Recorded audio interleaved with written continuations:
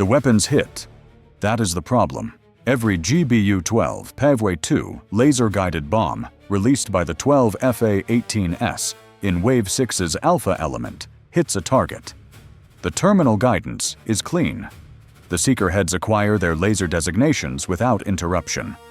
The weapons track through the final 8 seconds of their terminal phase with the precision that makes laser-guided munitions the standard for close-in targeting in a complex urban and industrial environment.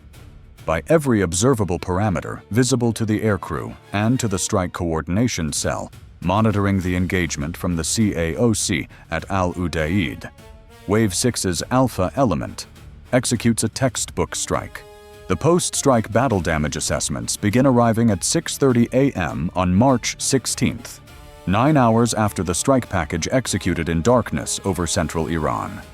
The assessments cover 12 targets across a distributed IRGC command and logistics network in the Isfahan-Yazd province corridor. The specific node architecture that intelligence assessed as the primary terrestrial coordination backbone for the IRGC's ongoing retaliatory strike campaign against Gulf state partners. All 12 targets represent hardened or semi-hardened structures that require precise impact within a 3-meter accuracy envelope to achieve the structural effect necessary for a mission effectiveness assessment of Category 1 or Category 2. The GBU-12's CEP under nominal atmospheric conditions is well under 1 meter. The post-strike imagery, acquired by 2 classified overhead collection assets and 3 commercial satellite passes during the 5-hour window after the strike, shows something that the BDA team's duty officer has never seen across 12 days of Epic Fury battle damage assessments. Every weapon impacted. Every impact crater is visible in the imagery, and every impact crater is located between 4.2 and 6.8 meters from the facility it was designed to destroy, not inside the target structure. Adjacent to it, consistently, uniformly, always to the northeast. 12 weapons, 12 craters, 12 offsets ranging between 4.2 and 6.8 meters, all in the same directional quadrant. The weapons hit where they were pointed. They were pointed at the wrong place. The duty officer flags the anomaly at 6:47 a.m. The initial assessment, the one that any experienced BDA analyst would reach first, is a systematic laser designation error. If all the designating aircraft or their supporting platforms made a consistent pointing error in the same direction, you would expect this pattern. But the geometry of Wave 6's alpha element distributed the targeting responsibility across 3 separate FA-18 sections, with independent targeting pods operating from different aircraft positions, designating targets at different ranges and angles. A systematic pointing error of consistent direction and magnitude across 12 independently operated laser designators is not operationally credible. The designators don't share a common error mode. They are independent systems operated by independent aircrews at independent aim points. The BDA duty officer brings the pattern to the Intelligence Division Chief at 7:04 a.m. The Intelligence Division Chief looks at 12 craters in 12 separate imagery frames, all offset 4 to 7 meters northeast of 12 separate target structures, and reaches the conclusion that the BDA duty officer has already reached. This is not a targeting error. This is a ballistic calculation error. The weapons tracked their laser designations correctly. The laser designations were placed on the correct structures. But the weapon's onboard computers calculated the wrong ballistic solution. And because the ballistic calculation was wrong in a consistent, systematic direction, the weapons arrived at their target coordinates with a consistent, systematic offset from where they were aimed. The ballistic solution that a laser-guided bomb uses to release from its aircraft and track to its laser designation is computed from 3 primary inputs: the aircraft's position and velocity, the target's position as derived from the laser designation geometry, and the atmospheric correction data that accounts for wind speed, wind direction, and air density along the weapon's flight path. Wind and atmospheric data affect where the weapon arrives relative to where it is aimed. A weapon aimed at a structure and released into a crosswind will drift. The onboard computer corrects for the drift using the atmospheric data loaded into its mission computer before launch. If the atmospheric data is wrong, if the loaded wind speed is lower than the actual wind, or the loaded wind direction is rotated from the actual wind, or the air density value is incorrect, the weapon's correction will be insufficient, and the weapon will arrive at a consistent offset from its aim point in the direction of the actual uncorrected wind. The offset direction in the Wave 6 imagery is northeast. The primary wind direction over central Iran on the night of March 15th to 16th was southwest. A 15 to 20 knot surface flow that, uncorrected, would have driven laser-guided munitions between 4 and 8 meters northeast of their aim points, depending on release altitude and weapon velocity. The actual measured wind was southwest. The weapons behaved as though they received no southwest wind correction. The atmospheric data loaded into the Wave 6 mission computers before launch apparently told them that the wind was negligible or from a different direction than it actually was. The atmospheric data for Wave 6's mission planning was sourced from the Combined Air Operations Center's Meteorological Support Section at Al Udeid Air Base in Qatar. The meteorological section provides pre-mission atmospheric profiles for all strike packages, updated to within 4 hours of launch time, covering wind speed and direction, temperature, humidity, and air density at mission altitudes and target areas throughout Iran. The data is transmitted to the carrier's mission planning cell through the Classified Air Operations Data Network as part of the standard pre-mission package distributed 6 hours before each wave launch. The Wave 6 pre-mission atmospheric data was transmitted at 3 p.m. on March 15th for a planned launch at 9 p.m.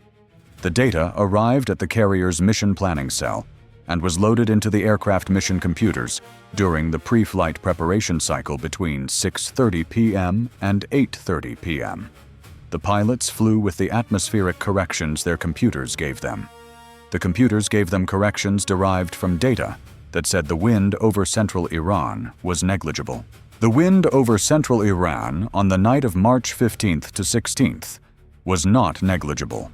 It was a consistent 15 to 20 knot surface flow from the southwest throughout the mission window, documented by post-mission meteorological reconstruction from the same classified collection assets that provided the post-strike imagery.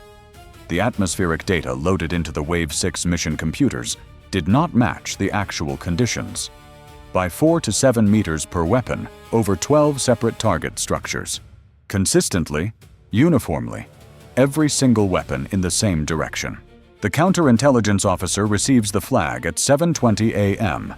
By 8 a.m., she is in the meteorological section's data archive at Al Udeid, pulling the transmission records for the Wave 6 pre-mission atmospheric data package. The meteorological section maintains a data archive that stores every atmospheric profile it generates, along with the collection sources used to produce it, the quality control review records, and the transmission log that confirms when and to whom each package was sent. The Wave 6 package was generated at 2:14 p.m. on March 15th by the section's duty meteorologist, a civilian contractor specialist with a top-secret clearance and 28 months of experience in the CAOC's meteorological support function. The generation record shows the data sources used, a combination of classified satellite-based atmospheric sounding data, balloon sounding data from the Regional Meteorological Network, and numerical weather prediction model output from the Air Force Weather Agency. All standard sources, all validated inputs. The quality control review was signed off at 2:47 p.m. The package generated at 2:14 p.m. and quality controlled at 2:47 p.m. contained accurate atmospheric data. The counterintelligence officer confirms this by comparing the archived generation record against the post-mission meteorological reconstruction. The data the duty meteorologist produced was correct. The wind data in the generation record matches the actual conditions. The package that left the archive and was transmitted to the carrier at 3 p.m. is a different document. Between the quality control sign-off at 2:47 p.m. and the transmission at 3 p.m., someone accessed the archived data package and modified the wind field entries for the Isfahan-Yazd province corridor, the specific geographic area covering all 12 Wave 6 alpha targets. The modification replaced the accurate 15 to 20 knot southwest wind data with a near-calm field, showing winds of 2 to 3 knots from a variable direction. The modification was made in the archive management system through an authenticated user account. The session timestamp is 2:53 p.m. The session duration is 4 minutes and 8 seconds. The account used to access the archive management system belongs to a second meteorological support specialist, a contractor employee who has been in the section for 6 months and whose role includes archive maintenance and data quality assurance functions that legitimately require access to the archive management interface. He is in the section at 2:53 p.m. The access log confirms his physical badge swipe into the building at 2:31 p.m. The section's internal camera coverage shows him at his primary workstation between 2:31 p.m. and 2:44 p.m. Between 2:44 p.m. and 2:58 p.m., he is not visible on the primary workstation camera. The archive management terminal is in a secondary bay that the primary workstation camera does not cover. The session at 2:53 p.m. is from the archive management terminal.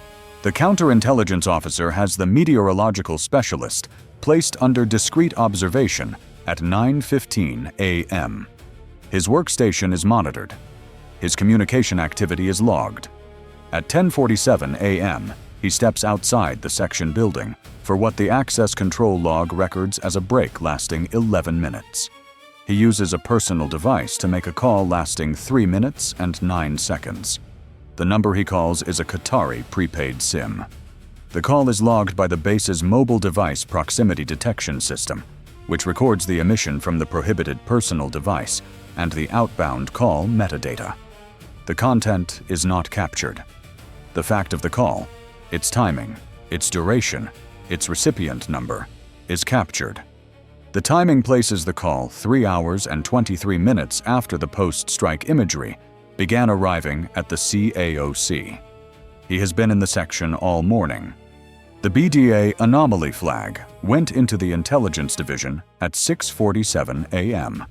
Whether he knew the investigation had already reached his section before he made the call at 10:47 a.m. is a question the investigation cannot answer from the metadata alone.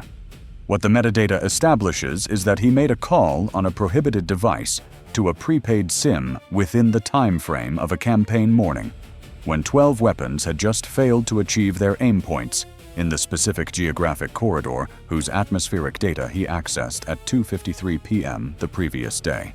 At 11:30 a.m., the counterintelligence officer's recommendation for immediate custody is approved. The specialist is taken into custody at 11:44 a.m. in the section's administrative hallway by 2 AFOSI agents. He is carrying his personal device. The device's call log is accessible without unlocking because the lock timeout has not yet activated, a procedural carelessness that will cost him whatever value the locked message history might otherwise have retained. The call log shows the 10:47 a.m. call to the Qatari prepaid SIM, and further back in the log, a pattern of calls to 3 numbers across 3 prepaid SIMs registered in Qatar and Bahrain, at intervals that correspond to wave launch windows throughout Epic Fury's operational period. The oldest call in the pattern is from March 1st, Epic Fury's 4th day of operations, 2 days after the meteorological section received its first access to wave-specific atmospheric data packages. He has been making these calls since the 2nd day he had access to the data he was modifying. The financial forensics, completed within 48 hours using the emergency authorization framework, identify a payment structure consistent with the preceding cases in this campaign's counterintelligence record. 6 payments over 4 months, totaling $44,000, routed through a cryptocurrency intermediary that converts digital currency to fiat through a Bahrain-based exchange before depositing to a secondary checking account. The payments begin 2 weeks before his current assignment to the CAOC Meteorological section, while he was still clearing the contractor onboarding process that placed him at Udeid. He was funded before he arrived. His placement in the meteorological section was not incidental to the operation. It was the operation's prerequisite. The investigation of what he modified, when, and how many previous wave packages were affected, produces a finding that the counterintelligence officer documents with the specific care required when the scope of a damage assessment extends beyond the immediate incident. The Archive Management System's session log covers 60 days. During that 60-day period, the specialist's account shows 7 sessions at the Archive Management Terminal. 5 of the 7 sessions occur in the time window between a wave package's quality control sign-off and its transmission. The specific 4 to 12-minute interval in each operational cycle when an archived data package exists in its final form, but has not yet left the section. Of the 5 sessions in transmission windows, 3 correspond to wave packages that have already been executed and whose post-strike battle damage assessments are in the record. The BDA team's quality assurance officer reviews the 3 previous wave package assessments against the specialist's session dates. Wave 3, session on March 5th. Wave 3's post-strike assessments show 3 targets with impact anomalies that were attributed to possible terminal guidance degradation due to target structural variability. Re-examined against the hypothesis of atmospheric data modification, the 3 anomalies fit the expected pattern of a northeast offset, consistent with uncorrected southwest wind. Wave 4, session on March 9th. 2 Wave 4 targets with unexplained near-miss results, previously attributed to possible laser designation interruption. Re-examined, northeast offset, consistent with modified atmospheric data for the affected target's geographic corridor. Wave 5 Beta, session on March 13th. Wave 5 Betas restrike on the actual S-300 battery positions. 2 of the 3 batteries were in an alert state before the strike. The post-strike debrief attributed the battery's alert posture to possible independent intelligence. The meteorological section's data package for Wave 5 Beta covered the Zagros Highlands, the battery position's geographic area. If the atmospheric data for that package was modified, the alert batteries would have had an additional advantage. The strike aircraft's weapons would have arrived with systematic offsets that reduced the engagement precision against the partially deployed batteries and required additional weapon expenditure to achieve the required damage effect. 7 sessions in transmission windows. 3 confirmed prior incidents when reviewed with fresh analytical eyes.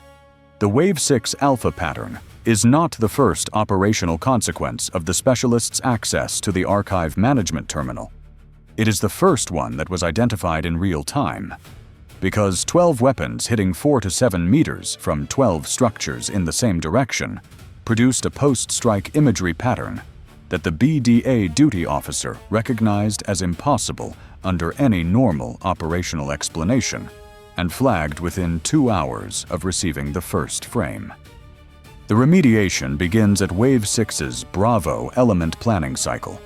All 12 Wave 6 alpha targets are reallocated for restrike with corrected atmospheric data. Data generated from the archive without any transmission window between quality control and distribution, using a direct transmission protocol that eliminates the Archive Management Terminal from the data pathway entirely. The corrected atmospheric data is loaded into the Bravo element aircraft at 4 p.m. The Bravo element launches at 9:30 p.m. and executes its target, set with the precision the GBU-12's seeker and the correct wind correction produce. Impact craters inside target structures. Category 1 assessments on 9 of 12 targets. Category 2 on the remaining 3. No northeast offsets. No adjacent craters. The weapons arrive where they are aimed. The Wave 6 alpha targets that were missed are restruck across Bravo Element's secondary target list. The IRGC command and logistics network in the Isfahan-Yazd corridor, which had been operating under the assumption that it survived Wave 6 intact, which it did, but for reasons that its operators now cannot be certain will persist, is significantly degraded in the Bravo strike. The classified after-action documentation records the following: 3 previous wave packages affected by atmospheric data modification: Wave 3, Wave 4, and Wave 5 beta, with impact anomalies that were attributed to other causes before the Wave 6 pattern revealed the systematic nature of the modification. 14 total target engagements across the 4 affected wave packages that produced either near-miss results or reduced effectiveness, accessible to atmospheric data error. 12 Wave 6 alpha targets missed by 4.2 to 6.8 meters in a consistent northeast direction due to modified wind field data. 4 minutes and 8 seconds the specialist's archive session lasted. $44,000 in payments across 6 transactions over 4 months. 7 sessions at the archive management terminal during wave transmission windows. 3 confirmed previous incidents. 1 call at 10:47 a.m. to a Qatari prepaid SIM that was logged by a proximity detection system monitoring for exactly this class of prohibited device usage. 1 arrest at 11:44 a.m. 1 data pathway modification that eliminated the archive terminal from the transmission chain before Wave 6 Bravo loaded its atmospheric data. The most consequential single input to a precision weapons engagement is not the guidance system. It is not the seeker. It is the number that tells the weapon what the atmosphere is doing between the aircraft and the target. The wind speed, the wind direction, the air density that determines how much the weapon drifts during its terminal phase. That number comes from a data package generated by a meteorological section. The data package is generated correctly. It is reviewed by a qualified analyst. It is approved. And then it sits in an archive for 4 to 12 minutes before it is transmitted, in a secondary bay with no camera coverage, accessible through an interface with authenticated write access for a specialist whose role includes archive maintenance. 4 to 12 minutes per wave. 7 times during the campaign, the archive was accessed. The weapons flew with the numbers that came out of those 4 to 12 minutes. Some of them hit exactly where they were pointed. Some of them hit 4 to 7 meters away. The difference between those 2 outcomes is a wind field entry in an archived data package, a number that was correct when it was written and different when it was transmitted, changed in a 4-minute session that the security architecture was not designed to prevent because it was not designed to consider the archive management terminal as an attack surface. It is now. The terminal is no longer in the transmission pathway. The data leaves the section the moment it is quality controlled. The 4 to 12-minute window is closed. The window cost 12 weapons their aim points, and for 3 previous waves, cost an undetermined number of targets their Category 1 assessments. The count of what was missed because a wind field entry was wrong will not appear in any public document. It will sit in the classified record as a column of numbers next to another column of numbers, and the difference between them will be the operational cost of 1 meteorological contractor specialist who had archive maintenance access and used it 7 times before someone recognized, from 12 craters in 12 adjacent fields, that the atmosphere was not the problem.